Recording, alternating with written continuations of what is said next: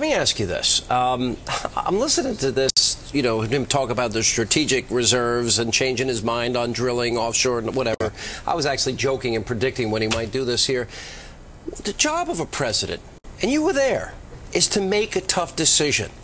And if we look at, you know, all his positions where he's at now, he's almost adopted Hillary's... You remember I worked for Clinton? Yeah, I remember that. All right, well, that's a good point. But you know, say what you will about John McCain. John McCain's made tough decisions. He sticks by them, and a lot of them I disagreed with. What about the case here? Well, politics. I mean, this is our passion in life. When you lose 10 points in a week, as he has now lost 10 points, when you look at the different poll numbers. From the bump to the non-bump. When he brought up the race issue, as he did, as volatile as that can be, you know, the issue of oil and energy and the economy here, you know, how are the American people going to interpret that in terms of who he is and what his value system is? Now, he had said, Dick, that about Barack Obama and his campaign played, you know, the race card. Let me run that tape for our audience. Here it is.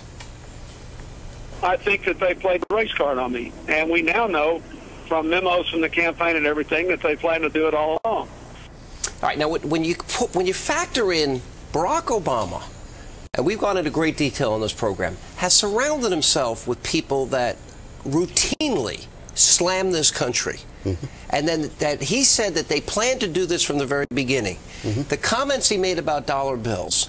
What is the average American listening to you right now? What are they thinking about Barack Obama? That words aren't good enough, that there's got to be deeds, and nobody's asked the question in I call it the Obama media now, because they're so obviously want him to win, and they think, you know, we the American people, we're not smart enough to pick our president. They want to pick him.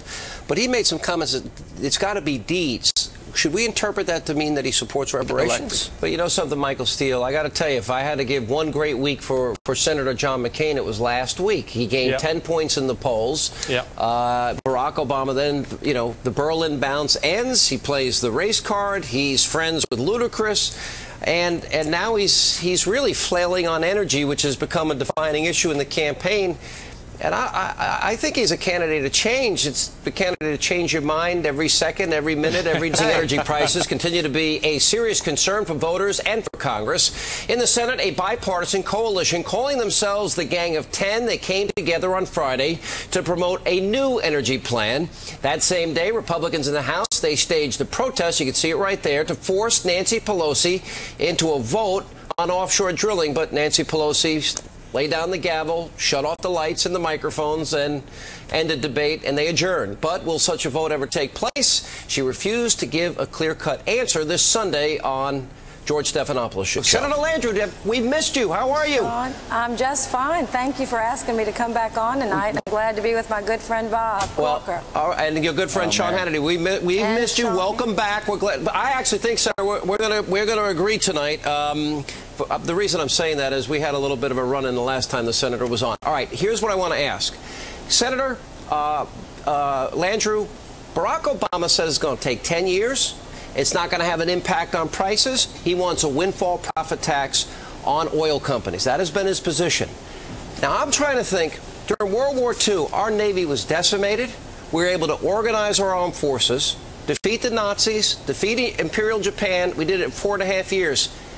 The country that did that, are they incapable of getting that oil for 10 years? Prices. Well, but you got to admit, it's the Democrats, it's Harry Reid in the Senate, it's Nancy Pelosi specifically in the House. She said this weekend that she is trying to save the planet.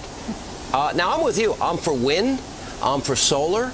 I'm for nuclear technology, coal mining expansion, refineries, and drilling. I say do it all so we lessen our dependence.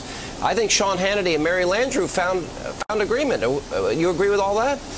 We do, and Bob I Corker, don't. what's really dangerous is if we look at our economic security, that T. Boone Pickens ad shows the largest transfer of wealth in history, but more importantly, for national security reasons.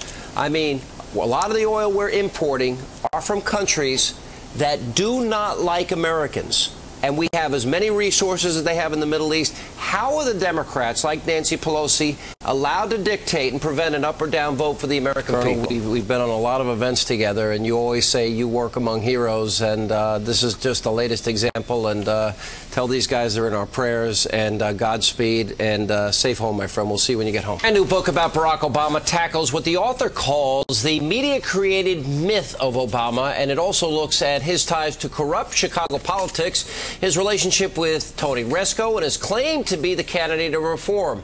Joining us now for an exclusive first look in an interview with a brand new book, it's The Case Against Barack Obama, the unlikely rise and unexamined agenda of the media's favorite candidate, National Review Online.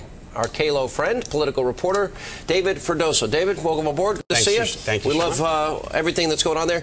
You say, you talk about this. He's a shrewd, machine-aligned politician from Chicago who will make no waves and won't back no losers. That's right. Is that why we see this pattern of political expediency and changing any position and saying whatever he needs to say to get elected? I think that's absolutely true. In fact, we spent a lot of time talking about Obama-Messiah. There is undoubtedly a religious component to Obama mania, and then you go into a lot of detail that he's a stealth liberal. Yes, and Right, in fact, I'll tell you a story. I had a house one time, right? You did? Yes, I did. Yeah. And when I bought the house, right. The house had the lights were on a timer.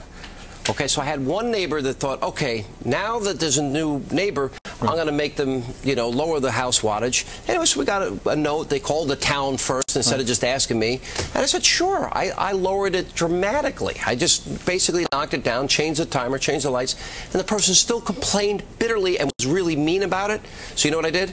I put not only the old lights back on, higher wattage, and all night long. I figured, you know what? If people won't accept when you reach out to them to help, did you point the light to look in their windows? It was obviously a liberal who didn't like me. They probably know your politics, right? They did. They made it very clear, and I didn't care. Now you have the electrocuted fence. That's exactly